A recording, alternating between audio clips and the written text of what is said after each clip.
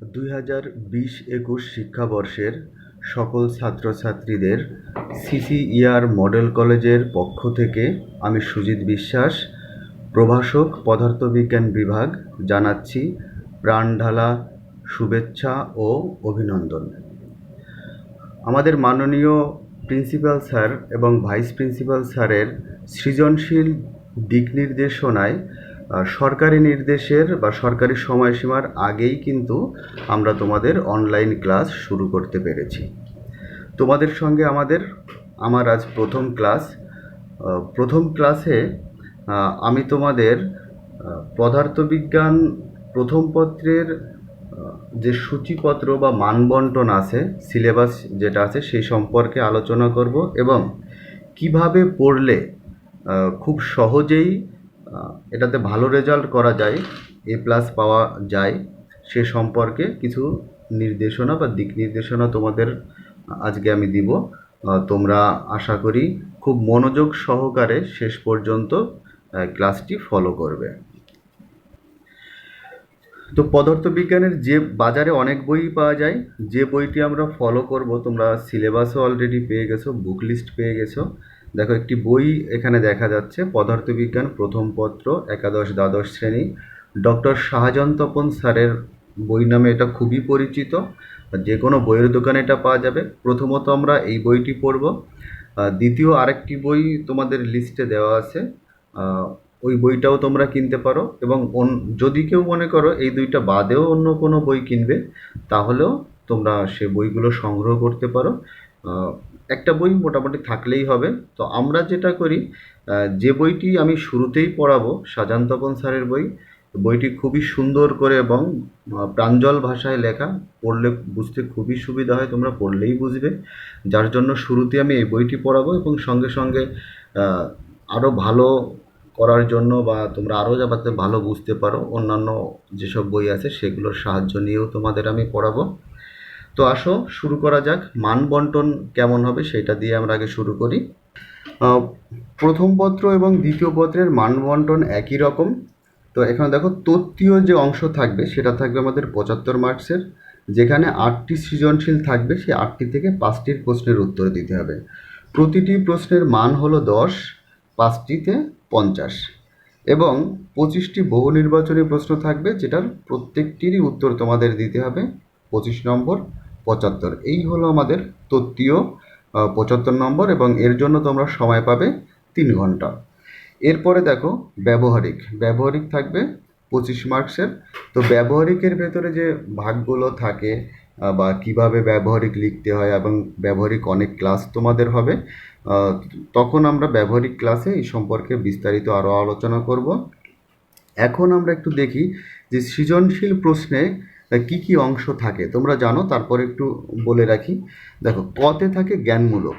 এই জ্ঞানমূলকের ভেতরে কি থাকে, আমরা প্রত্যেকটি অধ্যায়ে অনেকগুলো সংজ্ঞা শিখি, তো সেই সংজ্ঞা থেকে জ্ঞানমূলক থাকে। একটি উদাহরণ দিয়ে তোমাদের বলি, তাহলে বুঝতে একটু মনে হয় সুবিধা হবে। যেমন তোমরা বল, কাজ, বেগ এগুলো পড়েছো, তার সংজ্ঞা আমরা পড়েছিলাম বেগের সংজ্ঞা।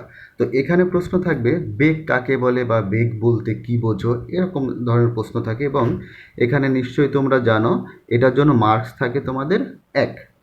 এরপর হচ্ছে অনুধাবনমূলক প্রশ্ন। অনুধাবনমূলকের ভেতরে থাকে আমরা যখন থিওরি পড়ি বা ছোট ছোট ব্যাখ্যা পড়ি, সেই ছোট থিওরির ছোট ছোট যে ব্যাখ্যাগুলো থাকে সেই ব্যাখ্যাগুলো কিন্তু অনুধাবন হিসাবে আমাদের এখানে আসে এবং এর জন্য মার্কস থাকবে 2। এরপর হচ্ছে প্রয়োগমূলক। তো এই যে থিওরিগুলো পড়ি, থিওরি থেকে কি করি আমরা, অঙ্ক করার জন্য একটা সূত্র প্রতিপাদন করি।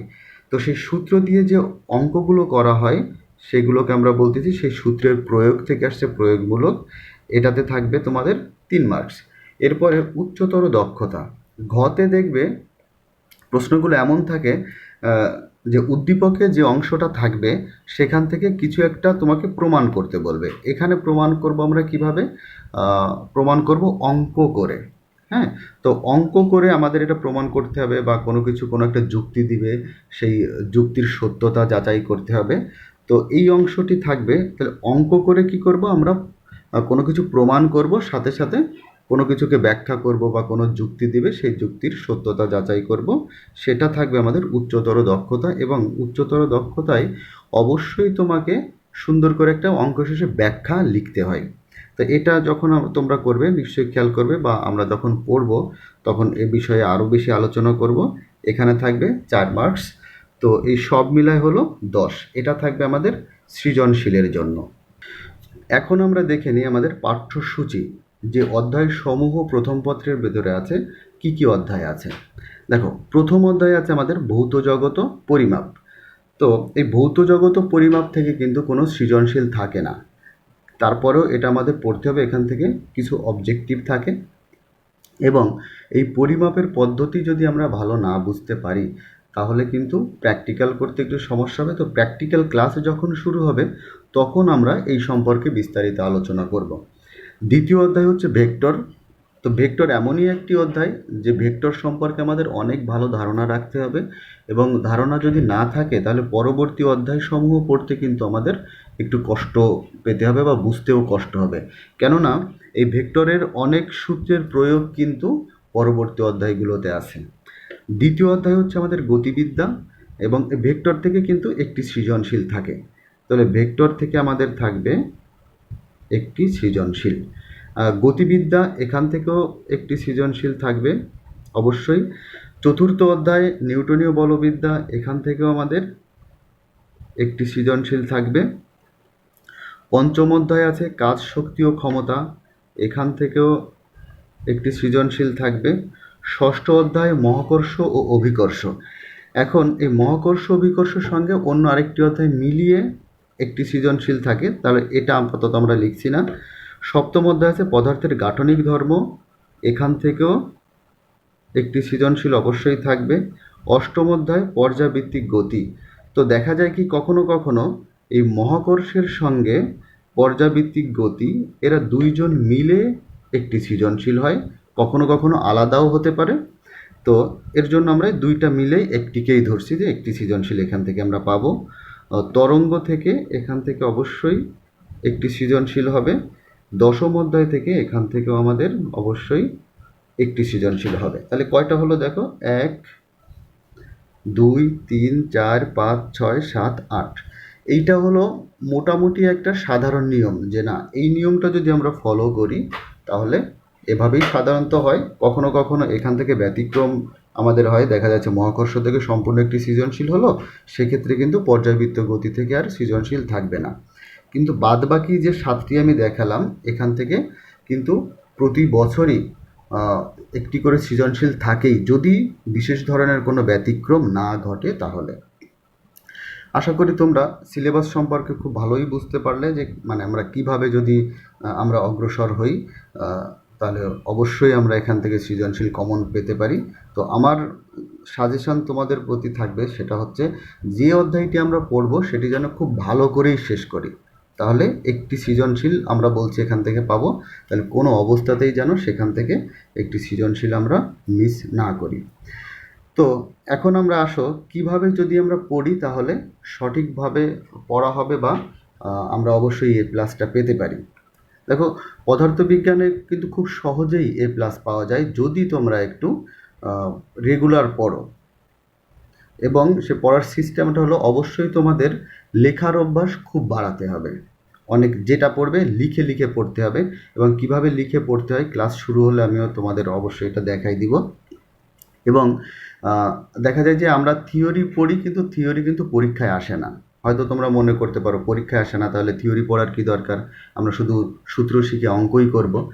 সেক্ষেত্রে হবে কি যে তুমি হয়তো অঙ্ক করতে পারবে, কিন্তু আমরা যে খতে বলছিলাম 2 মার্কসের জন্য যে ব্যাখ্যা যেটা থাকবে, তাহলে তুমি কিন্তু এই ক্ষয়ের ব্যাখ্যা দিতে তোমার কিন্তু বেগ পেতে হবে। এবং ঘতে যেটা থাকবে উচ্চতর দক্ষতা, এটা থিওরি সম্পর্কে যদি খুব ভালো ধারণা তোমার না থাকে তাহলে এই অ্যান্সারটা করাও কিন্তু তোমার জন্য একটু কষ্টকর হয়ে পড়বে।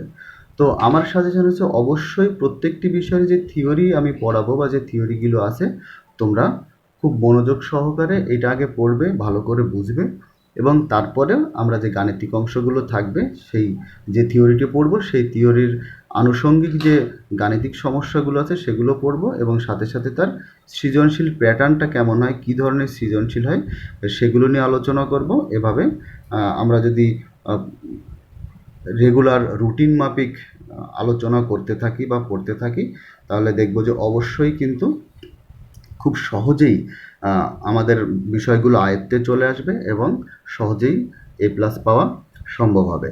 তো পরবর্তী ক্লাসে অবশ্যই আমরা একটি অধ্যায় দিয়ে শুরু করব, সেটা হয়তো ভেক্টর দিয়েই শুরু করব, কারণ প্রথম সেমিস্টারে যে সিলেবাস তোমরা পেয়ে গেছো, যেখানে ভেক্টর, গতিবিদ্যা এবং পর্যায়ভিত্তিক গতি, এই তিনটা তোমাদের সিলেবাসে আসে।